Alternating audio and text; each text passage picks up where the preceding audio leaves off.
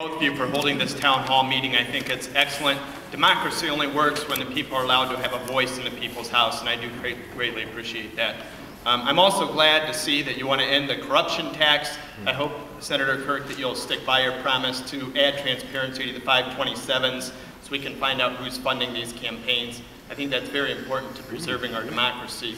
Very glad to see that you are going to be an activist for soldiers who have PTSD, a veteran intelligence analyst, and a brother who's on his 4th tour and suffers even in active duty service from PTSD. So thank you so much for that.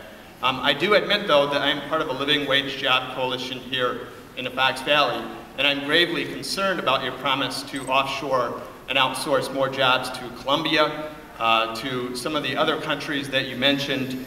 And I believe that if we want to make America strong and the middle class strong, that we have to bring more jobs back to the United States. And indeed, the facts speak a different set of facts, because we are currently, the United States is importing more goods from China than we are exporting, which means that we are exporting jobs to China. And as a congressman, you refused to co-sponsor H.R. 2378, the Vote for the Currency Reform for Fair Trade Act, a bill that would address China's currency manipulation. On May 27th, we held a fundraiser in Beijing the day before voting against legislation that would have closed tax loopholes for businesses that offshore more U.S. jobs, tax breaks for China, not for American businesses. And I want to know if you'll be a strong supporter, both of you, for the American businesses and American workers by signing on to the Trade Act, introduced last session in the House, H.R. 3012, a job that would create, or a bill that would create jobs here in America, not China, not Panama, not Colombia, but American jobs. Thank you.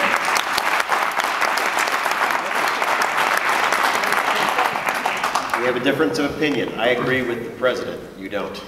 I disagree with the president on this also. Right, and I agree with the president. Right now, for example, You agree with Wall Street. Sorry, I didn't interrupt. Sir, I didn't interrupt you. Fair enough. Okay. When we look at the Colombia Free Trade Agreement, we see Illinois farmers rapidly losing out to Canada because the Canadians have now a free trade agreement with Colombia. And so they're beginning to occupy a lot of the markets that Illinois farmers had because they have duty-free access and we don't. We passed legislation early on to help out a legal economy in Colombia called the Andean Trade Preference Act that allows nearly every legal product in Colombia to enter the United States without a tariff. The sole effect of a free trade agreement with Colombia will be to lower barriers to American goods, especially the product of Illinois farmers. If you don't care about Illinois farmers, I understand, but I do care about Illinois farmers, and I think that we shouldn't lose this market to the Canadians. If you look at the Panamanians, it's a little tiny economy, and their economy now is entirely denominated in dollars. But if I look at the free trade agreements that other countries are signing, especially the Brazilians, etc., why should Americans be disadvantaged over Brazilian companies? And when we've seen what happened in Korea, where the North Koreans shelled and killed Korean citizens. By the way, raise your hand if you were in Korea. We probably have a few of the guys my dad's age. Thank you. Thank you, sir.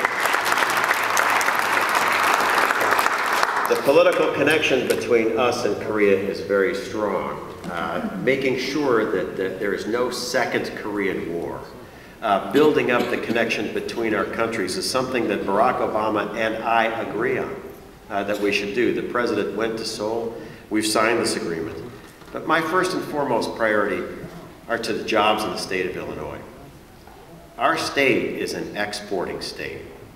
I'll just talk about one or two employers. Anybody here know anyone who did or does work for Caterpillar?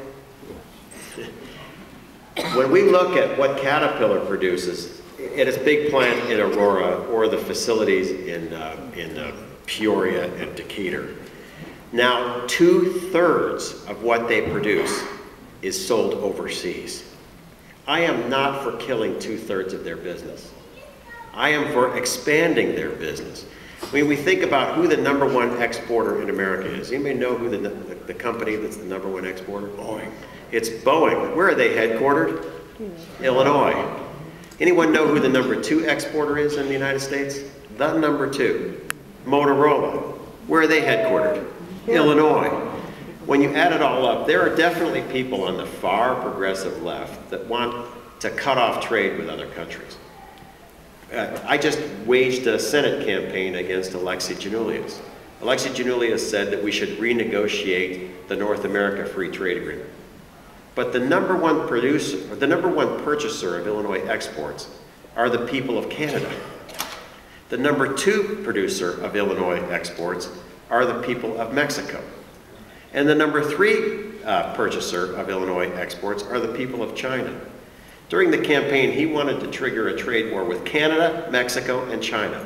That's 200,000 jobs that we would lose in Illinois. Is our state poorly managed? Yeah. Do a lot of our leaders hate policies that would expand business? Yeah. As Abraham Lincoln said, you cannot be for employment and against the employer.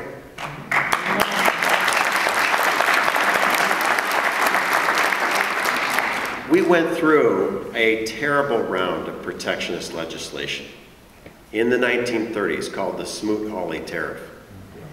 It was now widely regarded as one of the dumbest things that we could have, which turned the recession of 1929 into the Great Depression. We need to execute policy that's not only effective, but smart. And my top priority is expanding employment in Illinois, a heavily exporting state. And I'm getting the high sign, so let's get down to 4 more sets of questions on